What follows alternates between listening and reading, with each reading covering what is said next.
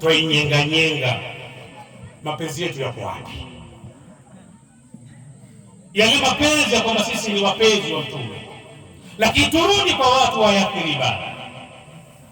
Kipi walipata baada ya kumpokea Mtume na wakamshika wakaishi naye? Mabadiliko yalipatikana makubwa kwa 100%, kiuchumi na kiimani. Kiuchumi na kiimani, watu walimshika Mtume sallallahu alaihi wasallam wakamwamini Allah kikweli, hawafanyi ila lile walioelekezwa na Mtume.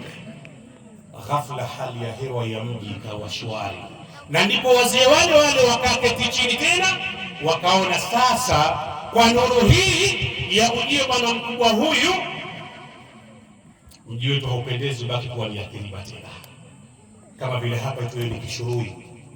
Kwa nuru hii ya ujio wa bwana Mtume Muhammad sallallahu alaihi wasallam, wakaona sasa yafaa mji huu badilishwe jina kutoka Yathriba iwe ni Madinatul Munawwara. Ukabadilisha jina kwa ni Madinatul Munawwara kwa sababu ya Mtume Muhammad sallallahu alaihi wasallam. Sina shaka hata chembe, sina mushkeli wa aina yoyote ya kwamba Mtume yule aliyeshikwa na masahaba wa Mtume pale, aliyeshikwa na muhajirina na maansari Madina, mji ukapata nuru wa maendeleo, ndio huyu tulimshika leo hapa Kishuruyi.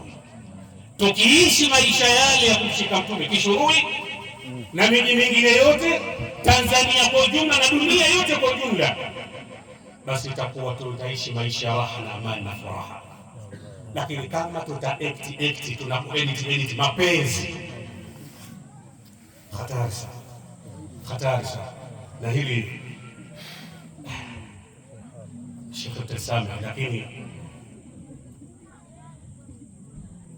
basi sema basi nisema chanzo ni kusema wakati mwingine biidhnillah karim. Lakini sisitize tujichunguza, tutathmini kikweli, hasa sisi ambao tunasema ni ushaqul nabii, ni ahbabur rasul, tujitathmini. Je, ni kweli tunaishi na Mtume fi'lan wa qawlan? Ikiwa hatuko hivyo, tujirekebishe.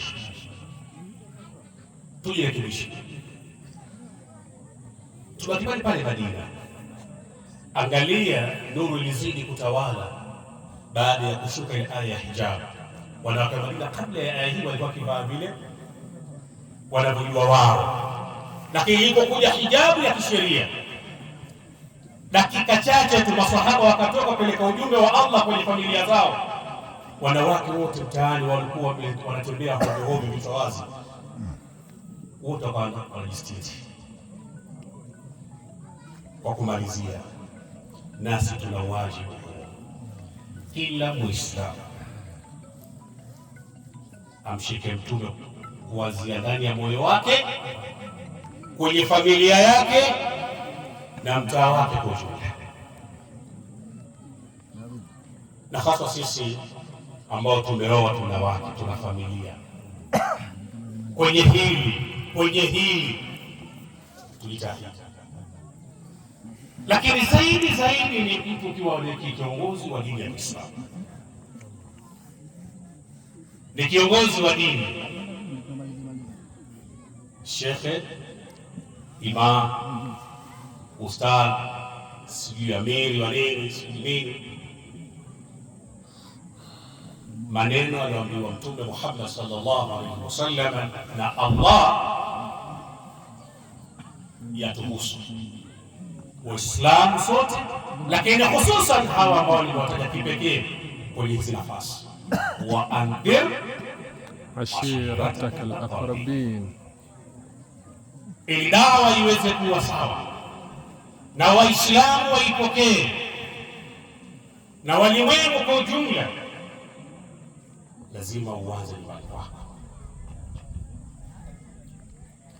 Tuanze jambo la kustiri familia zetu. Moja ya mambo yaliyotoa maendeleo makubwa katika mji wa Madina ni stara kwa kina mama. hijab. Hijab, tuhakikishe mashekhe, maustadhi, maimamu, maamiri, nani, kila mmoja anastiri familia yake, mke wake, binti yake, asitoke nyumbani kwake ila awe na vazi la stara la kisheria. Hapa ndipo atakaposimama akizungumza na Allah azza wa jalla, anatia taufiki dawa yake kwa wale ambao wanawazungumza, vinginevyo tutapata shida sana, tutapata shida.